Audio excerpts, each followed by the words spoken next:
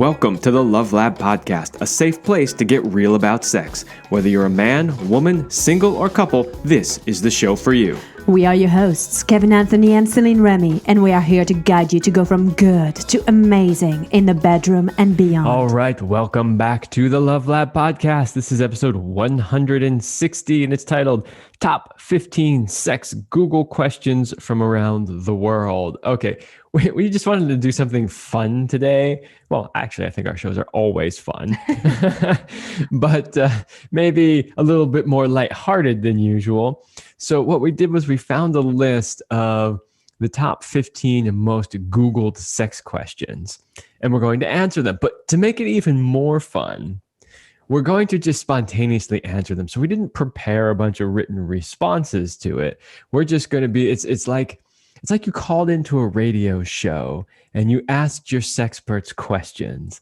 That's kind of what it's going to be like, only we don't have to deal with all the call-in stuff because we don't have the technology for that. Hey, one day would be good. It's always been something I've wanted to do, to have like live callers on the show and stuff. That would be really cool. That would be fun. That would be a whole nother level of production. Anyway, before we get started with our question, let's give a big shout out to our sponsors, Power and Mastery. So if you want to join the secret club of men who are great in bed, then check out Power and Mastery at powerandmastery.com. It is the most complete sexual mastery training for men. Whether you want to last longer, have harder erections, or increase your sexual skills, there is something for you at powerandmastery.com. Okay, so this was a topic, we have a list of things to talk about that we look at from time to time to get inspiration for the show. This was one of the things on the list. It's been there for a while. We haven't done it yet. And I started looking for lists of the top, questions that people Google around sex. And most of the results go back to a story that made its way around the internet around 2017.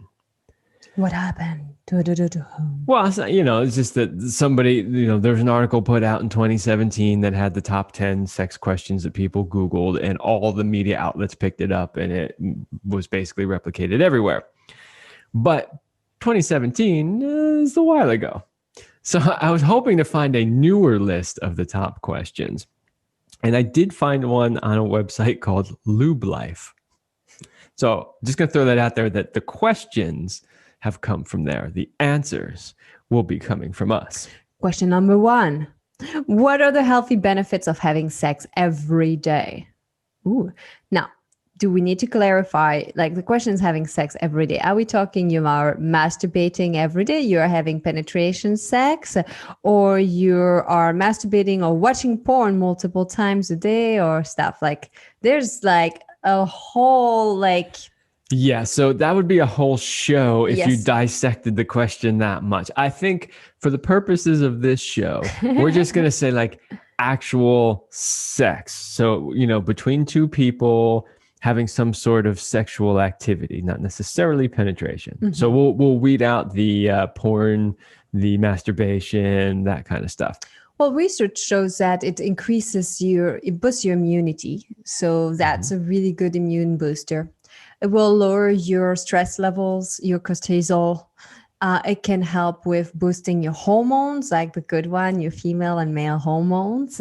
Sex is also a physical activity, so good cardio. It's going to make your body physically stronger. Anything else you can think of off the top of your head? I mean, as a healthy benefit is usually people who have sex stay together. Well, that's true. That is actually a great benefit, right? So couples that have sex more frequently tend to have better relationships. Mm-hmm. Yeah. So, also look at it as it's really good for your body, for your health, but it's also good for your mental, for your emotional health, and then for the intimacy in your relationship. And because you're not separated, it's like when you boost one of these areas, when you have sex, and I think it's also good sex, because just having sex that depletes you, I don't know if it gives you as much of the healthy benefits. Let's be real about that. Well, it will give you some benefits for sure. Like a lot of those things that we talked about will still be benefits. But let's say you're a male and you're having, sex every day and ejaculating every single day, as you get older, you might find that that's depleting and tiring. Yeah. So these are some of top of our heads of the healthy benefits of having sex every day. And you don't need it every day. If you want it every day, that's great, but it doesn't have to be that. And I think that kind of leads to our next question here. What is a healthy frequency for sex between couples? Slash, we took two and combined them here. What is a healthy sexual appetite? So let's talk first about what is a healthy frequency for sex between couples.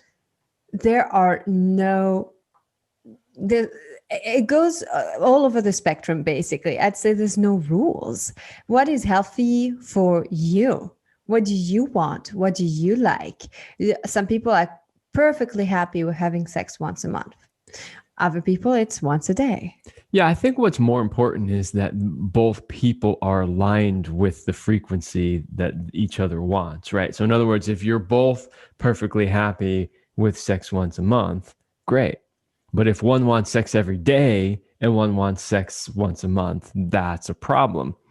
But to talk more in generalities, I would say 1 to 2 times a week for the average healthy couple who still loves each other is what we would consider a healthy frequency. Absolutely. But also understand that frequency will vary through life, depending on what you go through, will vary a few times. But it's also a myth to think that as you've been in a relationship for multiple years, your sex drive or sexual activity should decline. Actually, I think it could be the opposite, because you're really noticing the good effect that it has on your relationship, on your sanity. And it's like, what else is there better to do than each other, right? Yes. What else is there better to do than each other? So there's a second half to this question, which is, what's a healthy sexual appetite? So this gets at how much should you be wanting sex versus how much you actually have, right? Yeah, it's interesting because some people will be like, well, I have a high sex drive. If I don't have sex at least 3 times a day, it doesn't work for me. And I think sometimes people are putting together their sex drives and their addictions and thinking they one and the same, and they compensating for a lack of something or a bigger problem, using sex as a way to not really look at the root. Yeah, we're going to talk about that a little bit more in question number 3. But just to finish up, what's a healthy sexual appetite? I think a healthy sexual appetite, honestly, is to have one. I mean, again, the frequency depends on the person, and it depends on the time and situations in your life. In other words, if I think back to, when I was 20, I mean, I wanted sex every day, all day, like as many times as I could get it, right? And that was normal for a healthy young 20-year-old male. Now that I'm in my late 40s, yeah, I mean, I'm not thinking about it 24/7. Yeah, but also I think we need to make a distinction between sexual appetite, like having libido, feeling horny, feeling it, and acting on it are 2 different things. So it's actually super healthy to want to have sex, to feel horny. It happens to me multiple times a day. Now, do I act on it every single time? Absolutely not. Maybe you should. Yeah, I know. Often you're like, why didn't you? And I'm like, because life. Because I had shit to do. Yeah, but when we're saying appetite, that's really what we mean is sex drive, right? So, and it's not to say that somebody that doesn't have a sex drive isn't healthy or normal. There are people that is their norm. But those people are not the norm when we look at averages across the population. So the average person should have a fairly healthy sex drive and think about or want sex on a regular basis. All right, let's move on to our question number 3. Is too much sex bad? Ooh. I think the only way too much sex could be bad is when you get into the realm of addiction, which is what you started to talk about before. So if your behavior is in the realm of addiction, where you literally cannot not have it, then I think that could be bad. Otherwise, I mean, yeah, you could have a little soreness. You could, you could have a little like, ooh, our genitals need a break, But other than that, there's really nothing bad about having too much sex. Well, again, it's not about what, it's how. Are you compulsively masturbating and not feeling good about yourself when you're doing it? Are you doing it every single day, multiple times a day to a fault that you don't connect with other people in your life? Are you so focused on watching porn or having masturbation that you no longer have sex with other human beings? Like those type of things are a problem. Do you think about sex multiple times a day? That's not a problem. That's a healthy thing. Do you bring it home and then make love to your partner? Sure. Great. Again, it's about what's your relationship. And if you're asking about, oh, is it bad and that there's something inherently bad with your sexuality, that's most likely because you have beliefs or programming from your childhood that need to be rewired, because we are sexual beings. It is natural, beautiful, and healthy to be sexual. If it's, of course, again, we are talking about a consensual relationship, a healthy relationship here. But the thing is, you just need to come up to peace that you are a sexual being. And so if it's more about guilt and shame that's holding you back, you got to work on that. Yeah. So basically, as long as you're not addicted to it and using it improperly, then there is no such thing as too much sex. All right. Number 4, does the use of sex toys ruin relationships? Ooh, it's a good one. It is a good one. I'm kind of surprised that people are Googling this, but the short answer is no. No, the use of sex toys does not ruin a relationship. In fact, sex toys can be used to increase your sexual experience, especially if you've been together for a long time and things maybe are a little stale or a little bored. You can bring in some sex toys to help spice things up and make it more fun and exciting. But I would say that anything can be misused or overused, right? So one thing you would want to avoid with sex toys is, maybe he's not the greatest lover in bed, and the only way she has an orgasm is to use a vibrator while they're having sex. So every time they have sex, she's pulling out the industrial Hitachi wand, right? And now she's basically desensitized herself to the point where he's never going to make her come. And now they can't have sex without it, right? So you can introduce problems into a relationship with sex toys, but in general, it's not an issue, especially if you use them wisely. There's nothing wrong with bringing some toys in from time to time to help spice things up. Again, it's not the what, it's the how, right? So question number 5, what foods are good for sex drive? Ooh. Yeah, this is a good one. So we've done blog articles on this. I think we've even done a YouTube video on it. I don't remember all the places we've put this information out. But usually this question is answered by, here are the things that are considered aphrodisiacs, like, have your oysters and your damiana and your dark chocolate and all that. But I'm going to answer this one differently this time. Yes, there are some foods that are considered, I don't know, libido boosters, I guess, aphrodisiacs. And they may or may not work to some extent, depending on who you are.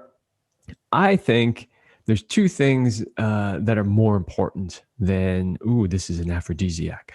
Number 1 is to eat foods that are healthy for you. And the reason why that's important is because the healthier you are, the better shape you're in, the better your genitals are going to work, right? The higher your sex drive is going to be, the better off you'll be able to perform when you're actually making love. So being healthy in general will make you actually better in bed. And we hear this all the time from couples that we work with about, well, he can't do this move, or I can't be in this position. And a lot of those things are related to they're overweight. They've had who knows what kind of surgeries, this, that, and the other thing. And all of those things have negatively impacted their ability to have sex. And so being healthy, what does that mean? That means eating foods as close to nature as possible, making sure that they're organic, right? Making sure that it's mostly fruits and vegetables. We're not opposed to eating meat, but you're not supposed to eat meat 3 times a day, 7 days a week. Sorry, that's just, you're not supposed to do that, whether you like hearing it or not. So all of these little things, organic, mostly vegetarian, drink lots of good, healthy water. If you're going to eat meats, try to eat organically raised, pasture raised, or hunted by somebody wild, like that kind of stuff. Like try to eat as healthy and close to nature as possible. Your body will be in better shape. Your genitals will work better. You'll get more frequent erections. You'll have more lubrication if you're a woman. You'll have more libido. You'll just want to have sex more. Mm-hmm. And a lot of the things that you associate as aphrodisiacs, I mean, studies shows that a lot of it is the placebo effect.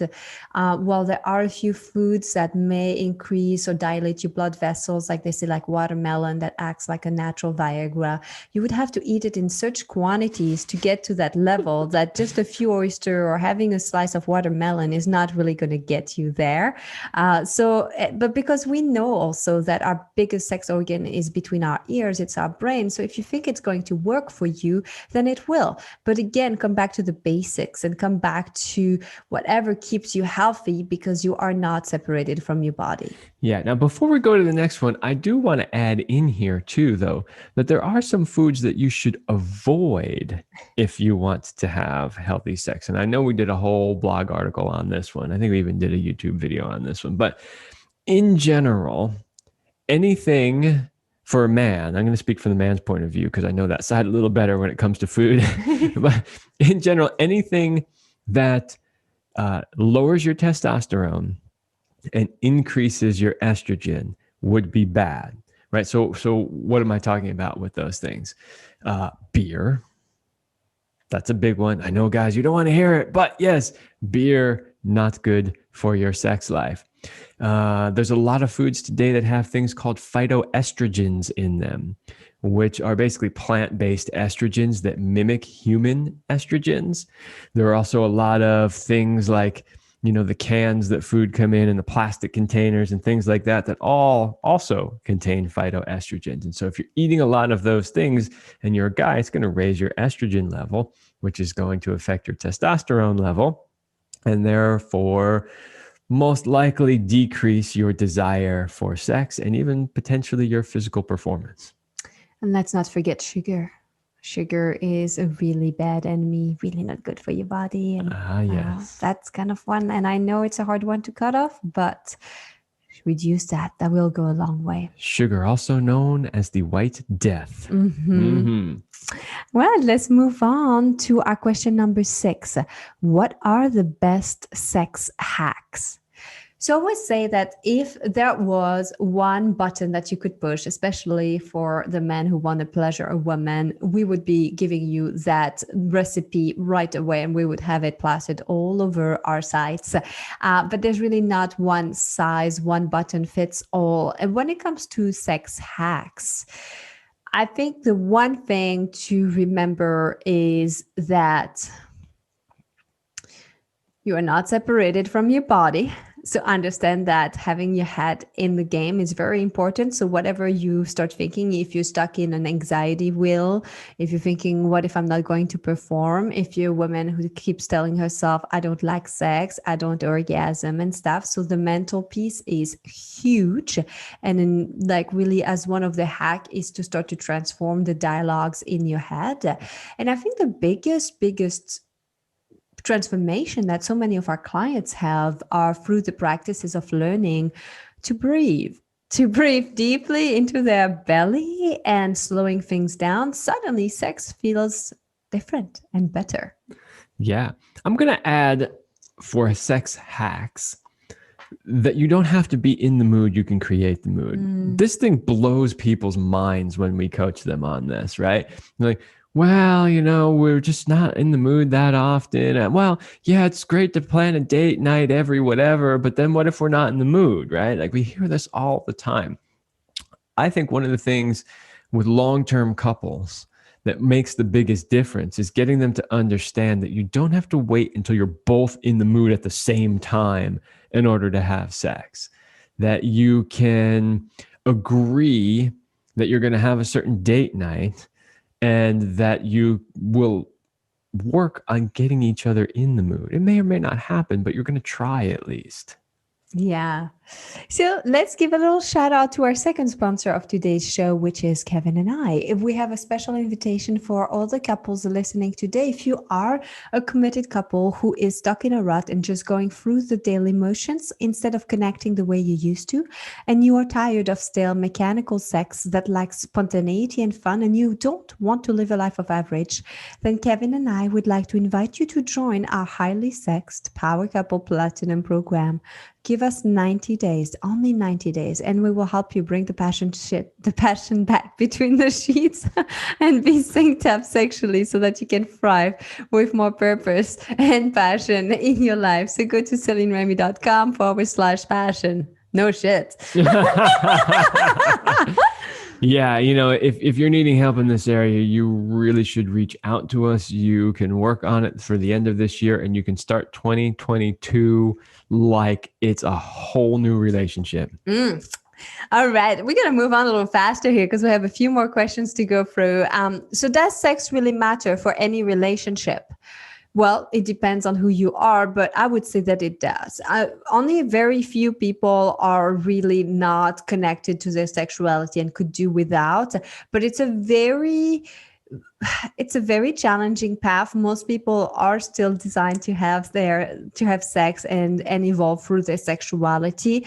And one of the things that makes a relationship like different from a friendship is the fact that you have sex. And so otherwise, what's the point if you don't? Then might as well just have lots of good friends.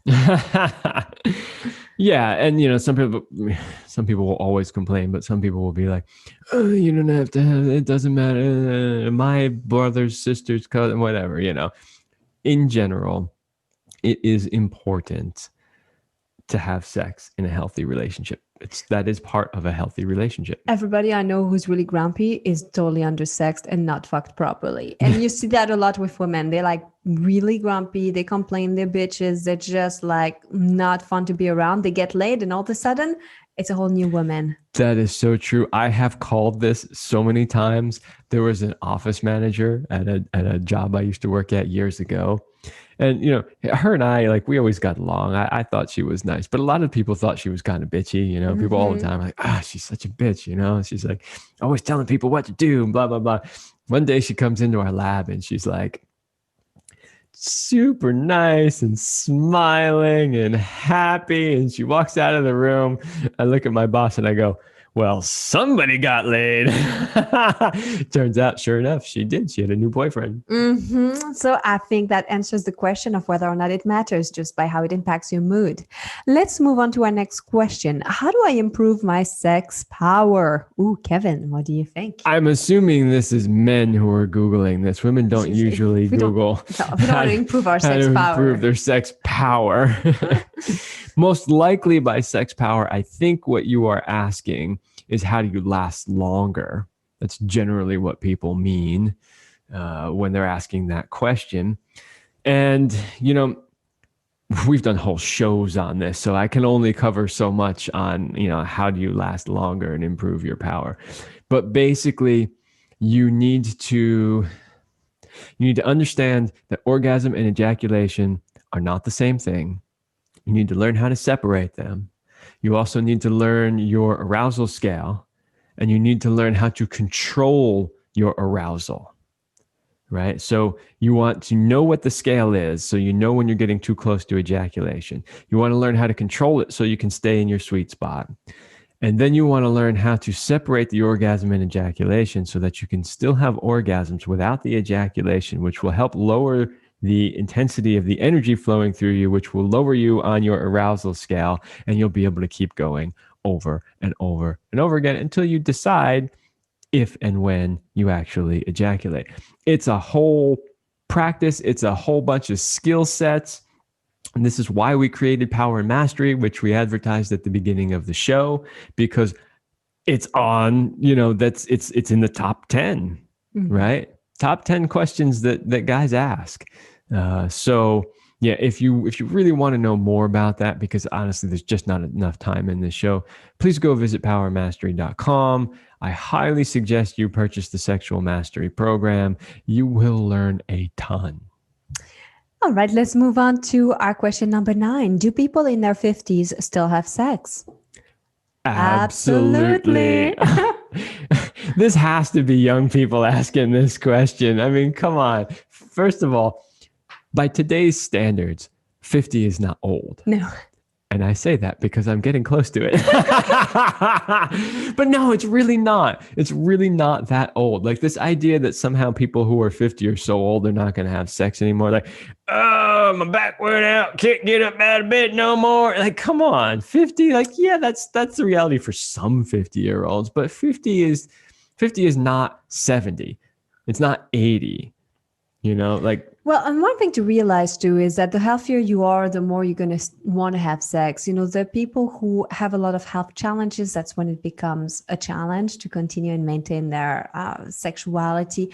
But a lot of people too find that once they are no longer having to take care of the kids, the pressure of their jobs, that they can find new ways to reconnect. And there's also not the pressure of getting her pregnant. And it just opens up to whole new ways of having sex and sexuality that some couples find themselves having like a second life. Absolutely. We know tons of people in their 50s that are still having regular sex all the time. We know people in their 60s. We know people in their 70s. We even know a few people in their 80s. Yes. Who are still having regular sex. Yes. So in fact, I know a guy in his 80s who's having more sex than most people in their 30s. That is true. He's got multiple lovers. It's a whole thing. So yeah. It just depends on what you create for yourself. So whatever you've decided you wanted to do, Let's talk about our question number 10 we're going from one spectrum to the other here. Is drinking my girlfriend's vaginal juices during oral sex healthy? Why, yes, it is. Provided, of course, that she is healthy. So, if you were to research this, you'll get a bunch of information about all of the good, healthy bacteria that are contained in a woman's vaginal secretions and how that could actually be good for your gut microbiome and all that. All that stuff is true. But it also does depend on whether or not she's healthy. So the discharge that comes out could be healthy discharge or unhealthy discharge. And remember too that not everybody's compatible, that sometimes some people's juices are not mixing well with other people's juices, and it can happen. So even if you had a reaction with somebody, doesn't mean it's with everyone. It could just be with that person. Absolutely. Question 11. Is oral sex healthy? Oh, definitely. Giving or receiving or both? Both. We have whole shows on oral sex. I mean, we talk about this a lot, but oral sex is a great activity. And again, it's all about how you do it. If you just go look around pussies or dicks, from strangers without asking about their STIs and knowing their sexual practices, you are at risk and exposing yourself to more than you would really want. You are more at risk with licking pussies and doing blowjobs. But apart from that, if you are in relationships or with people who have no STIs, it is a very healthy sexual act. Absolutely. Couldn't agree more. All right. Let's see. Number 12 on the list. Is BDSM a healthy sexual practice? Why or why not? Okay. So yeah, the answer to this really is, again, it's all about how it's done. So BDSM can absolutely be healthy. Some positive things that, and we've done whole shows on this too, but some positive things that we could say about BDSM is it teaches people how to set boundaries. It also teaches people how to let go, relax, and receive. It teaches people how to trust each other. There's a huge trust component in any sort of BDSM play. It pushes you out of your comfort zone. Pushes you out of your comfort zone. It teaches you how to ask for what you want. I mean, there's a lot of positive things that can come out of it. However, like anything, it can be misused or used incorrectly or overused to the point where it can become unhealthy.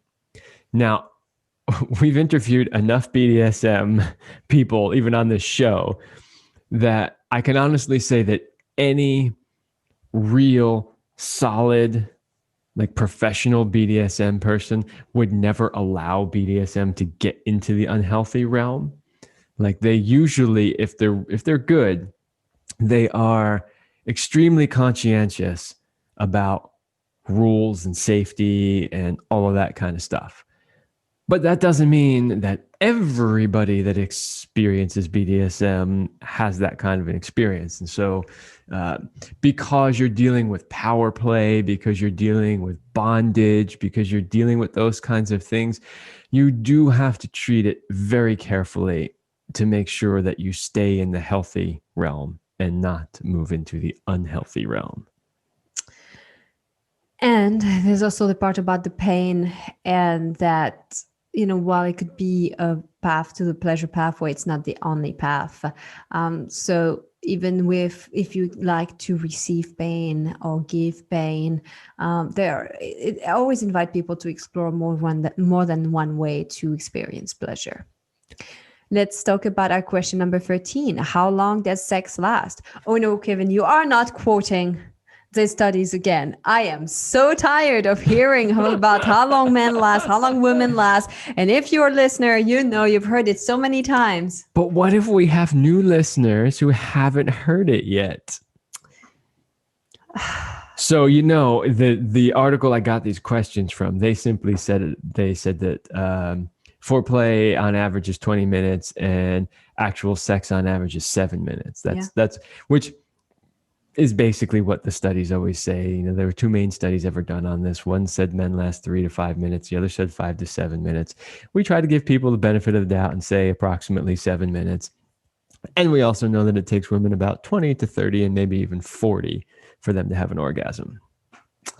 So how long sex lasts? Well, it all depends on you. It depends on whether you're going for a sprint or a marathon. It depends on the skills of your lover. It depends on your ability to communicate. And no, long sex is not boring. Short sex is not always better. Sometimes you want a quickie. Sometimes you want something longer.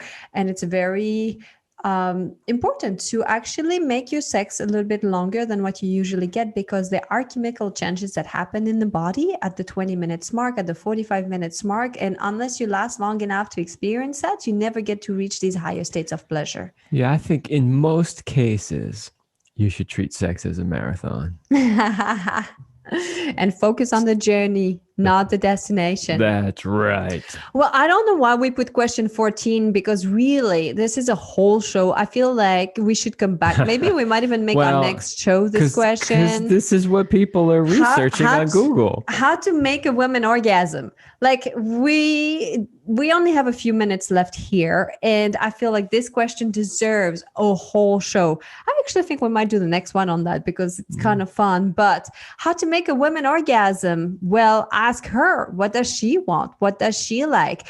Give her clitoris some good attention. Tend to her heart and her mind, because if her heart is not in there and her head's not in the game, even if you're good at the technique, it's going to be difficult. Make her feel safe so she can let go. Exactly. And that's really your first step. I love that you brought that up, Kevin, because really how to make a woman orgasm, make her feel safe so she can surrender, so that she can have orgasms. And orgasms, remember, are not like chocolate and flowers, something that you give to somebody else. It's a state of being that somebody opens up to. Yeah. And, you know, I mean, honestly, if you want to answer the question, how to make a woman orgasm, you have to ask, what woman? At When? what particular point in time? What day? What time of the day? Where is she on her cycle? There's like a dozen other questions you have to answer before you can even get there. Our last but not least question, is casual sex bad for you? Is casual sex bad for you? Well, this is another one of those answers where it basically is, it depends.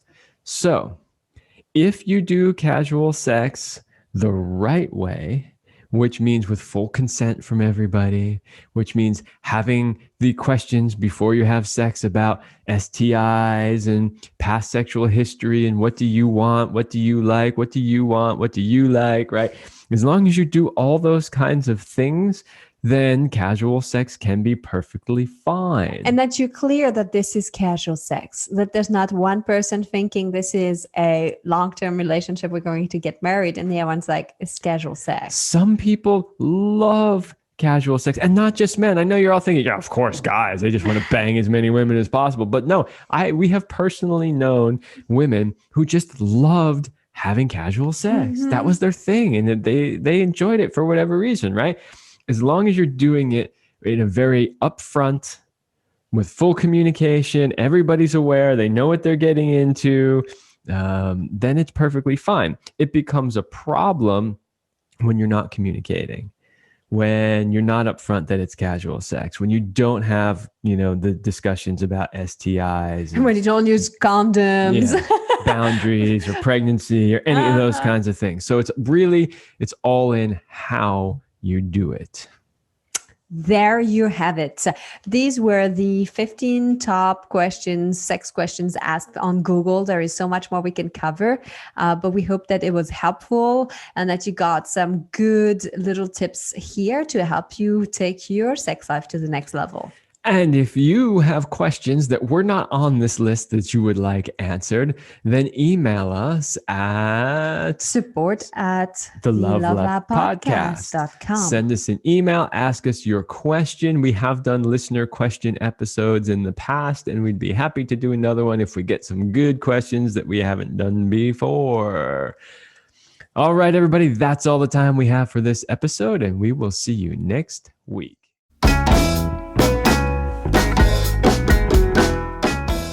We hope you liked this episode of the Love Lab podcast. If you enjoy this show, subscribe, leave us a review, and share it with your friends. And for more free, exclusive content, join us in the Passion Vault at CelineRemy.com/vault.